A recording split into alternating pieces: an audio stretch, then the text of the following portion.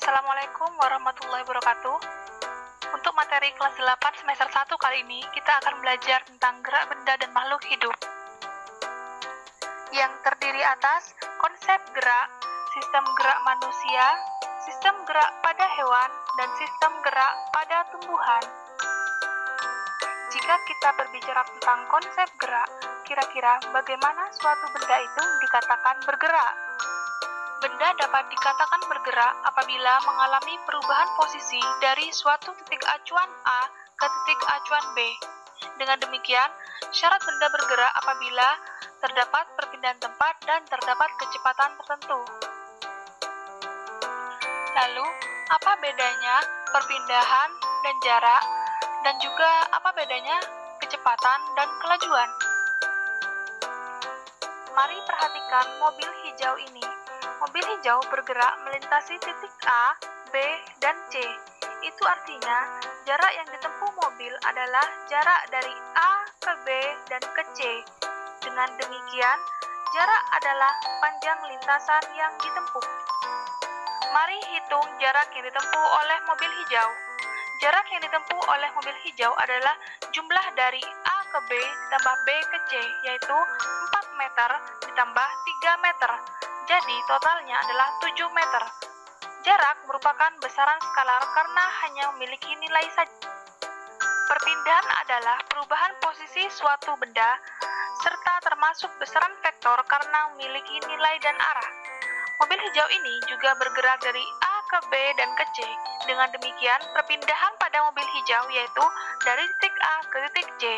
Mobil bergerak dari titik A ke titik B sejauh 4 meter ke arah barat, kemudian berbelok kembali ke arah timur menuju titik C sejauh 2 meter. Dengan demikian, perpindahan mobil dapat dinyatakan dengan AC, di mana AC sama dengan AB dikurangi BC, sehingga perpindahan pada mobil itu yaitu 2 meter ke arah barat.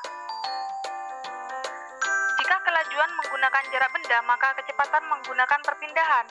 Kelajuan tidak memiliki arah, sedangkan kecepatan memiliki arah karena kecepatan termasuk besaran vektor. Baik kelajuan maupun kecepatan sama-sama memiliki simbol V dengan satuan meter per sekon menurut satuan SI.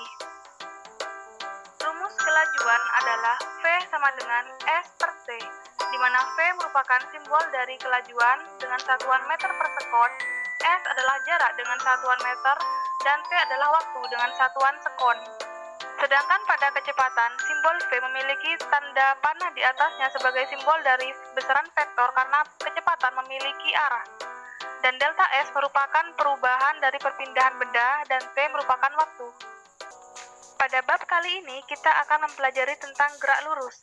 Gerak lurus adalah gerak benda yang lintasannya berupa garis lurus. Terdiri atas gerak lurus beraturan atau GLB dan gerak lurus berubah beraturan atau GLBB. Gerak lurus beraturan atau GLB adalah gerak benda yang lintasannya berupa garis lurus yang kecepatannya selalu tetap setiap saat karena tidak mengalami percepatan. Sehingga GLB memiliki ciri yaitu V tetap dan A sama dengan 0. Gerak lurus berubah beraturan atau GLBB merupakan gerak benda yang lintasannya berupa garis lurus yang memiliki kecepatan yang selalu berubah-ubah secara konstan, sehingga memiliki ciri yaitu V berubah-ubah dan A tidak sama dengan 0. A bernilai negatif berarti perlambatan. Perpindahan benda pada GLB dapat ditentukan dengan cara melihat grafik VT, yaitu sama dengan luas persegi panjang yang dibentuk oleh kecepatan dan selang waktu yang digunakan. Kecepatan benda pada GLB dapat melihat grafik ST, yaitu sama dengan nilai tangan yang dibentuk oleh sudut diagonal antara perpindahan dengan waktu yang digunakan. Pada GLBB, benda dipercepat ditunjukkan dengan grafik yang selalu naik, sedangkan benda diperlambat ditunjukkan dengan grafik yang arahnya selalu turun. Rumus pada GLB yaitu V sama dengan S per T, sedangkan rumus pada GLBB terdapat 4 persamaan rumus yang penggunaannya bergantung pada komponen apa saja yang diperlukan dan komponen apa saja yang ditanyakan. Di sini ada VT, VT merupakan kecepatan akhir dan V0 merupakan kecepatan awal.